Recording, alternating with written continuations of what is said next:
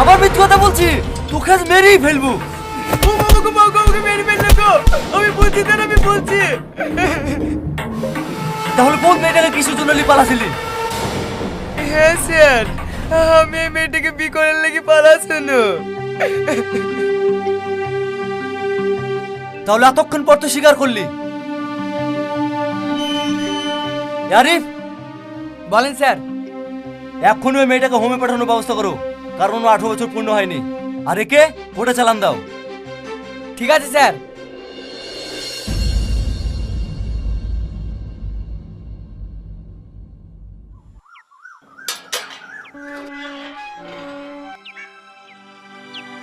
মা ভালো আছো?